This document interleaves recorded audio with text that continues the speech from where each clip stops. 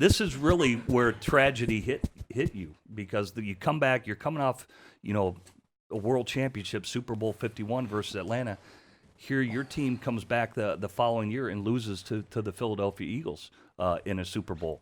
And then this is when your unfortunate injury to your ACL happens, where you're rehabbing and where you said you met your business partner, and you really start to track your comeback, so to speak, to really the setup for Super Bowl 53, being an MVP.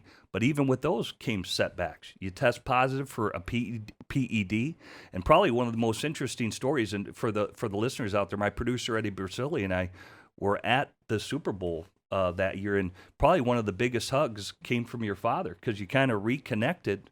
After you were dealing with this rehab with your ACL, you went back home, spent some time, reconnected with your father Frank, your mother Angie, your brother and your sister, and it kind of went back to its roots, so to speak. Maybe just touch on that, because I think that was a big part of your comeback as well. Yeah, and this is shown throughout the documentary of, when you're going through tough times, if you have a good support system, you got to lean on them. And I'm fortunate, I'm blessed that I have a great support system. And with that said, I mean, there's always going to be some sort of different opinion on each thing with how I was dealing with this. Me and my father, we got in kind of a little dispute on something, and we ended up not talking for a while. I believe you stated in the documentary it was like 80 days or 90 days. 81 days. We didn't talk, and this is a guy that I talk to every day.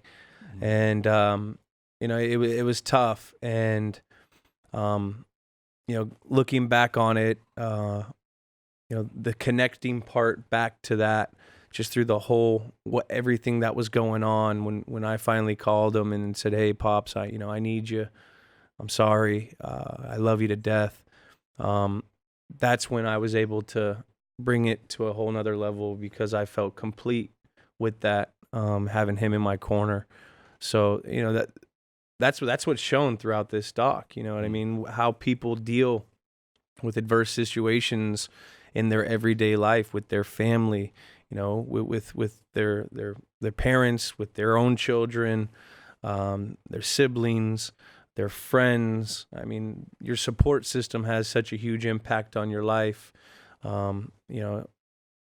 Sometimes you just need to sit back and you need to use them, and this is kind of what that shows. Well, I think your mother Angie really connects and says, "Hey, this is the most," and I believe your sister Nikki said it too, that's the most they had seen you since college. Oh yeah. Because here you're back, you're rehab, and I don't want to say it's back to the roots being Rocky, but you're training what got you to where you were, so to speak. Yeah, and I mean that's when you get into competition mode, and you're going out and you're competing against yourself every day. And I was able to go home because I wasn't playing in that 2017 year for Thanksgiving, and that was like the first time I went home for Thanksgiving in like 13 years since high school. And so it was cool to do that and have my family there and be with them during a low time of your life.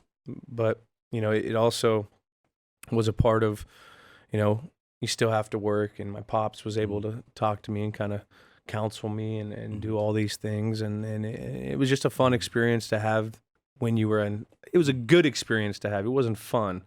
It was a good experience, and it was good to have those people around in those areas. So you get yourself 100%, and then another setback. The league suspends you for 4 games to start the season, and then you go on an epic run.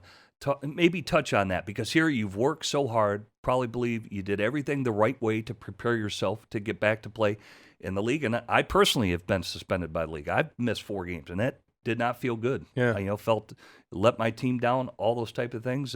But at the end of the day, I had to take responsibility for what I took. Maybe just take us to that place for you. Yeah, I mean, it was a low time. Mm-hmm. You're already battling mentally if you can do it like you did it. And then all of a sudden you have this, you're dealing with this, and then, you're dealing with,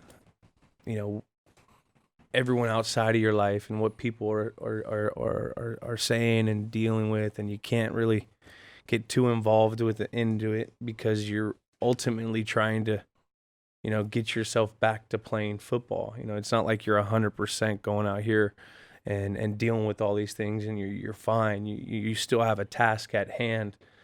And that was one of the biggest parts of my, my journey back. One of the toughest times where I had to really compartmentalize with how to deal with my injury, with my suspension, with being a balanced family member, and getting back from my injury. And that was a very tough time. And and that obviously dealing with the family. Me and my father didn't talk for a while, and that was tough. And it was honestly, it was probably the toughest time of my life at that point. And it's crazy. And that's what's cool about this doc. Each year I've had, you go through a year and you look back and man, that was a really, really tough year. That was so hard. I don't know how I overcame that. I don't know how I did that. You know what I mean? And the crazy thing is, you fly and you're flying kind of high, and then something else happens. And I'm sitting back, and you finally realize that something's always gonna be an obstacle. Something's always gonna not go to plan. Something's always gonna happen.